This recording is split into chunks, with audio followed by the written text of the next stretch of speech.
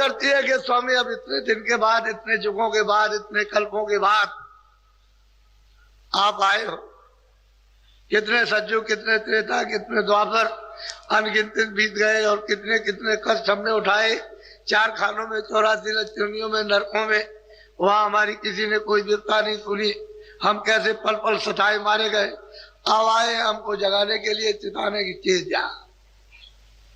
और रूप कैसा धारण किया? मर्मा मोहने वाला। मैं दासी तुम चरण निहारे, वेद देव तुम अपना। अब वो कहते हैं कि स्वामी मैं वैसे तो मैं आपकी दासी हूं, मैं तो आपके चरणों को छोड़ नहीं सकती, लेकिन सच्ची बात यह है कि अपना भेद बता दीजिए कि आप कहाँ रहते हैं। मैं आपको छोड़ूंगा नहीं, ये पक्का है, और मैं आपकी दासी हूं, मुझे अपना भेद बता दीजिए। बोलो। तब हसे शब्द स्वामी बोले, सुनो सूरत तुम मैं कहूँ को। अब वो बहुत प्रसन्न होकर उसके प्रश्न को, तूने जो मतलब है जो कुछ भी पूछा है मुझे बहुत प्रसन्नता, मैं सब खोल करके तुझे बताऊं, तभी समझ में आएगा, नहीं तो ऐसे नहीं आएगा। बोलो। जो तू पूछे वेद हमारा, का सभी अब कर विस्तार। सूरत तूने जो कुछ भेद मुझसे पूछा है तो मैं विस्तार के साथ ही तुझको बता दूं, ताकि तेरी सभी शंकाएं समाप्त हो जाए। क्योंकि तूने जिज्ञासा में और समर्पण भाव से तूने पूछा, तो तुझे तो मुझे बताना ही है, तो मैं विस्तार से बता दूं। बोलो। मैं हूँ अगमय नामय माया, रहूं मौज में अधर। अब वो कहते हैं स्वामी के सूरत, मैं हूं अनाम अमाया, मैं माया से रह, अनाम हूं, मैं अपनी मौत से अधर में यानी ऊपर रहता हूं, मेरा भेद कोई नहीं जानता। बोलो। मेरा भेद न कोई पावे, मैं ही कहूँ तो कहना में। तो कहते हैं स्वामी देख तुरंत, मैं मेरा भेद कोई नहीं जानता, न ऋषि जानते, न मुनि जानते, न योगी जानते, न जति जानते, न सन्यासी जानते, न ब्रह्मचारी, न ब्रह्मद्वार जानते, मेरा बोध न कोई नहीं जानता। मैं जब अपना भेद खुद कहूंगा तभी जानने में आएगा। मैं अनाम हूं, अमाया हूं, वहां माया नहीं है, वहां कोई नाम नहीं, और अधर में रहता हूं अपनी मौज में। बोलो। प्रथम अगम रूप में धारा, अब वो कहूँ तो कहना। वो कहते हैं कि देख सूरत, मैं बिल्कुल अनाम था, मेरी मौत की इच्छा हुई तो मैंने अगम रूप धारण किया, अपना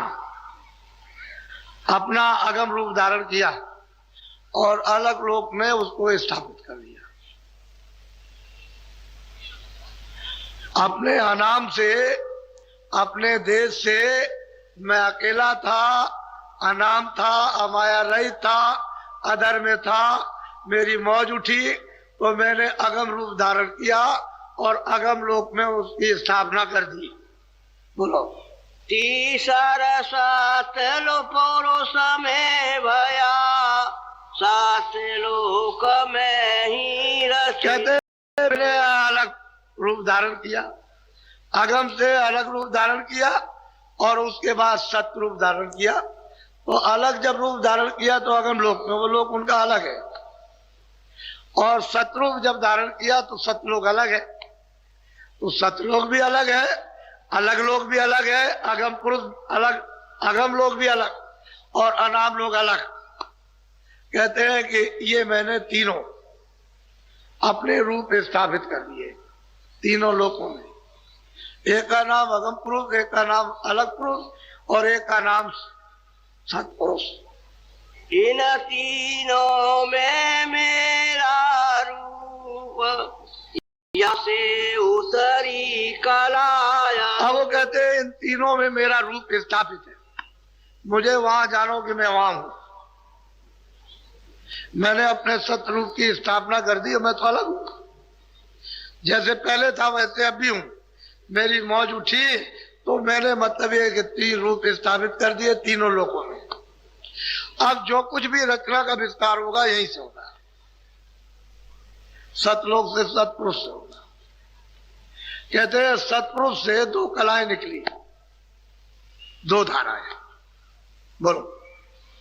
यहाँ तक निज कर मुझको जाओ पूरन रूप मुझे। अब वो कहते हैं देख सूरत, सही सच्ची बात तो यह है कि इन तीनों लोकों में मेरा रूप, किसी में भी पहुंच जाओ मेरे पास आ जाओ। सतलोक में चले जाओ, अलग लोक में चले जाओ, अगम लोक में, जो भी यहाँ आएगा वो मेरे देश में आएगा। उसके लिए वहां कोई बंधन किसी तरह के नहीं, क्यों मेरा रूप है। वहां कोई मिलोनी नहीं है, वहां कोई बंधन नहीं है। जो सूरत यहाँ पहुंचती है वहां जाती है।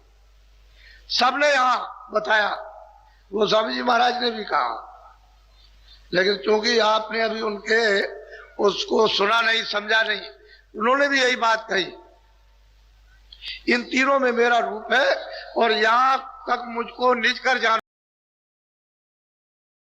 आ जाएगा। बोलो। अंश दोई सतपुरुष निकारी ज्योति निरंजन नाम धरा। हाँ, वो कहते हैं कि देख सतपुरुष ने 2 धाराएं, 2 ज्योति निकाली। एक तो आद्या महाशक्ति थी और एक वो ज्योति जो नाम पड़ा है निरंजन। कहते हैं हमने ये 2 धाराएं निकाल दी, ये वहां से निकली है सतलोक से, और दोनों आकर के सीधी उसी की आवाज पर आई है।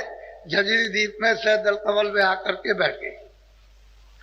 इनको आद्या महाशक्ति को थोड़ा और नीचे उतार दिया तो नीचे आकर के बैठ गई। ये जो कुछ भी खेल और तमाशा है। बोलो। यह 2 कला उतर कर आई झंझरी दीप में आने समाई। बोलो।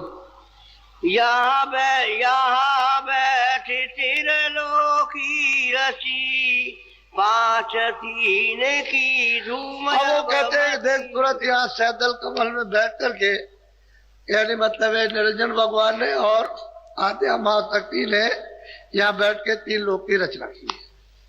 ये सारा मसाला यहाँ से वितरण हो जाएगा। नीचे का ये 2 मृतलोक है, ऊपर में अंडलोक है, स्वर्ग वैकुंठ, ये 14 लोक अंड की रचना में, ऊपर में सूक्ष्म लोक है। कहते हैं तीनों लोकों की रचना का विस्तार यहाँ बैठ करके यहाँ किया। सारा मसाला इन्होंने यहाँ मिलाया। अब वहां हर तरह का मसाला मिला दिया और मिलाने के बाद उसको नीचे ले आई गई उसी मसाले को, और वही मसाला फिर यहाँ मोटा हो जाएगा, स्थूल हो जाएगा। अब ये यहाँ स्थूल हो गया, जल पृथ्वी अग्नि वायु आकाश, ये स्थूल मसाला मोटा है, सबसे मोटा मसाला। और इसके ऊपर में जाओ तो चेतन मसाला, लेकिन उतनी चेतनता नहीं जितनी होनी चाहिए, और ऊपर में जाओ और भी उससे भी ज्यादा चेतन। तो कहते हैं कि 3 लोक की रचना का मसाला यहाँ बैठ करके दोनों ने ये तैयार किया।